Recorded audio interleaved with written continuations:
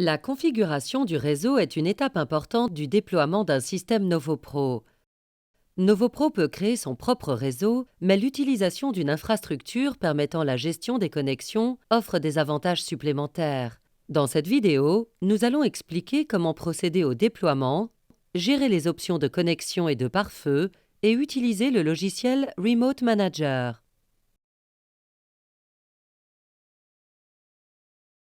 Commençons par détailler les options de connexion, de sorte que vous puissiez identifier la configuration la mieux adaptée à votre situation.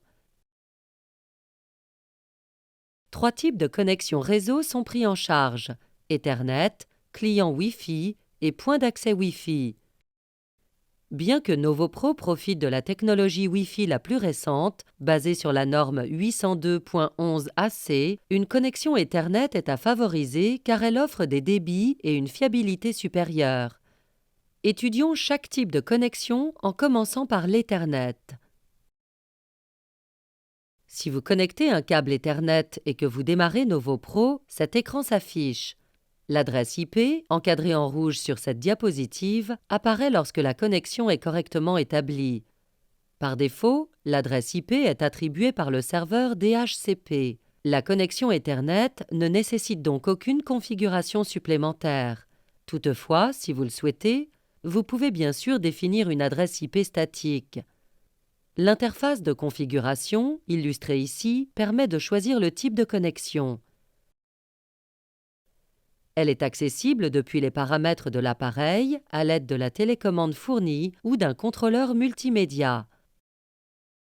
Des claviers et souris standards peuvent aussi être utilisés. Les pilotes sont préinstallés.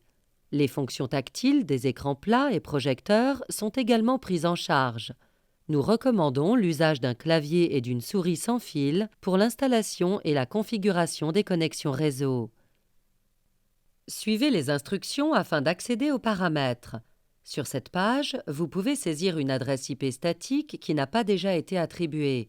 Si votre NovoPro et les points d'accès sans fil utilisés par les clients se trouvent sur des sous-réseaux distincts, il peut être nécessaire de modifier les paramètres applicables à la fonction AirPlay.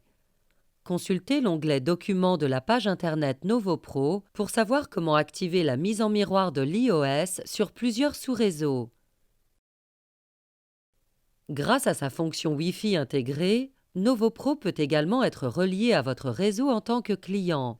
Dans cette configuration, l'unité permet la connexion de 64 utilisateurs par session et peut, selon les paramètres définis par l'administrateur, autoriser l'accès aux ressources telles que les serveurs de fichiers ou Internet. Les utilisateurs doivent se connecter à l'aide de leurs identifiants réseau habituels. Aucune connexion peer-to-peer directe n'est possible via le SSID intégré. En effet, NovoPro utilise le même réseau Wi-Fi que les autres appareils. Pour connecter NovoPro au réseau Wi-Fi, procédez comme indiqué ici. Étape 1. Depuis l'écran d'accueil, cliquez sur Wi-Fi. Étape 2. Activez l'option Connect to Wi-Fi. Le SSID des réseaux disponibles s'affiche. Faites votre choix et saisissez les identifiants requis pour connecter NovoPro au réseau sélectionné. Certaines organisations utilisent un portail captif. C'est souvent le cas des hôtels, centres de congrès et autres environnements publics. Ce mode de connexion est pris en charge par NovoPro. Cliquez simplement sur l'icône du navigateur et vous serez automatiquement redirigé vers la page de connexion appropriée. Cliquez sur Retour pour revenir à la page d'accueil. NovoPro prend aussi en charge l'authentification 802.1x utilisée par les réseaux Wi-Fi récents. Diverses informations sont demandées lors de la connexion à un réseau de ce type. Après avoir sélectionné le SSID approprié, la fenêtre illustrée ci-contre s'affiche lors de la configuration. Une fois le Wi-Fi activé, cliquez sur Configurer pour voir la liste des réseaux disponibles. Saisissez les identifiants fournis par votre administrateur réseau afin de connecter NovoPro et d'obtenir les autorisations d'accès appropriées. Le mode point d'accès est défini par défaut dans le menu Wi-Fi. Limité à 8 utilisateurs, il permet une connexion directe à NovoPro sans passer par le réseau. Pour activer ce mode, sélectionnez l'option correspondante dans le menu Wi-Fi. Le SSID et l'adresse IP 192.168.43.1 s'affichent alors sur l'écran d'accueil.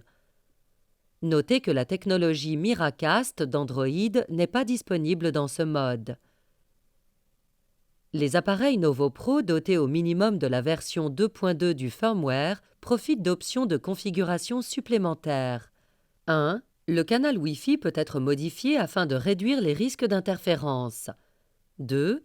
Si le réacheminement de points d'accès Wi-Fi LAN est activé, les utilisateurs connectés au point d'accès peuvent profiter de la connexion Ethernet. 3. En outre, vous pouvez définir vos propres SSID et mots de passe via la page de configuration du point d'accès. Cela permet de sécuriser le réseau et de choisir un SSID pour chaque classe ou salle de réunion. Afin d'éviter toute perte de connexion due à l'instabilité du réseau Wi-Fi, veillez à suivre ces recommandations. Évitez les interférences responsables d'une dégradation du signal. Prenez garde à la portée du signal. Si possible, utilisez une bande de 5 GHz plutôt que de 2,4 GHz car celle-ci offre des débits plus élevés. Envisagez d'évaluer le spectre Wi-Fi grâce à des outils tels que l'application Wi-Fi Analyzer pour Android. Dans l'exemple ci-contre, il serait judicieux d'utiliser le canal 11 car celui-ci est le moins encombré. L'un des avantages de NovoPro est qu'il peut être connecté simultanément au réseau Ethernet et au réseau Wi-Fi. La solution idéale consiste à le relier d'une part à un réseau Wi-Fi invité dédié aux visiteurs et d'autre part au réseau filaire de l'entreprise afin que vos employés puissent profiter d'une connexion sécurisée. Ainsi, les visiteurs pourront par exemple accéder à Internet mais pas aux ressources de l'entreprise. Le mode point d'accès Wi-Fi peut également être couplé à l'Ethernet. Dans ce cas, les invités se connectent au point d'accès et les employés utilisent la connexion filaire. Le mode point d'accès Wi-Fi propose une option appelée LAN Wi-Fi Hotspot Routing. Celle-ci permet aux appareils connectés au point d'accès de profiter de la connexion Ethernet. Avant de l'activer, nous vous conseillons de contacter votre administrateur réseau. Voici un exemple de configuration en mode client Wi-Fi et Ethernet. NovoPro est relié au réseau de l'entreprise via une connexion LAN et au réseau invité via une connexion Wi-Fi. Les employés et invités ont simultanément accès à NovoPro. Cette configuration utilise le mode point d'accès Wi-Fi et l'Ethernet. NovoPro est relié au réseau de l'entreprise via une connexion LAN et le point d'accès est activé pour les invités. La participation est limitée à 8 invités contre 64 lors de l'utilisation d'un réseau Wi-Fi classique. La désactivation du réacheminement LAN empêche les invités d'accéder à Internet et aux ressources du réseau local. Passons à présent à la configuration des ports et du pare-feu. Pour que votre appareil NovoPro fonctionne correctement, le pare-feu de votre réseau doit autoriser les ports mentionnés ici. Avant tout déploiement, contactez votre administrateur réseau afin qu'il définisse la configuration appropriée. Cette liste est disponible dans le guide de déploiement réseau de NovoPro.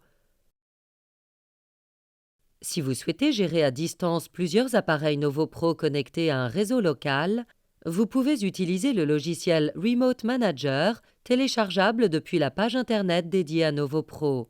Le téléchargement est protégé par un mot de passe que vous pouvez obtenir en envoyant une demande par email. Cela permet de bloquer l'accès aux personnes non autorisées. Une fois le logiciel configuré, il n'est accessible qu'à partir d'une adresse IP statique. Plusieurs vidéos portant sur le fonctionnement de Remote Manager sont disponibles. Ce logiciel permet de gérer les appareils NovoPro par le biais du réseau et notamment de supprimer, ajouter des appareils via des fichiers de configuration, gérer les paramètres de l'appareil, configurer le diaporama de l'écran d'accueil, mettre à jour le firmware, définir les identifiants du modérateur. Pour savoir comment utiliser les fonctionnalités du logiciel, reportez-vous aux vidéos sur les bases et l'utilisation avancée de Remote Manager disponibles sur la page Internet dédiée à NovoPro. Dans le cadre de cette session, nous allons parler d'une fonction appelée Device Auto Config, indispensable lors de déploiements à grande échelle. La vidéo principe de base de Remote Manager aborde aussi ce sujet. Si vous n'utilisez que quelques appareils NovoPro, vous pouvez les ajouter manuellement dans Remote Manager. Dans le cas d'un déploiement à grande échelle, cette procédure est laborieuse. La fonction Device Auto Config se révèle alors utile. Elle permet aux unités NovoPro de communiquer automatiquement avec Remote Manager, facilitant ainsi leur détection. Après avoir attribué une adresse IP statique au logiciel Remote Manager, utilisez ce dernier pour créer un fichier de configuration automatique adapté à votre environnement. Ce fichier doit contenir les informations illustrées dans l'image située à droite, notamment l'édition du logiciel EDU pour les établissements scolaires ou CORP pour les entreprises, le mot de passe destiné à empêcher la modification des paramètres sur l'appareil, les SSID et mots de passe du réseau Wi-Fi, ainsi que l'adresse IP et le port permettant à Remote Manager d'accéder à l'appareil. La démarche est la suivante. 1. Enregistrer le fichier sur une carte microSD. 2. Insérer la carte dans l'appareil NovoPro. Cela permet de définir les paramètres Wi-Fi et le mot de passe et d'amorcer la communication avec Remote Manager. 3. Dans Remote Manager, ouvrez l'outil Device Discovery pour afficher les appareils détectés. Vous pouvez ensuite les ajouter à la liste d'appareils à gérer. N'hésitez pas à consulter les autres vidéos portant sur le déploiement des NovoPro depuis la page Internet dédiée.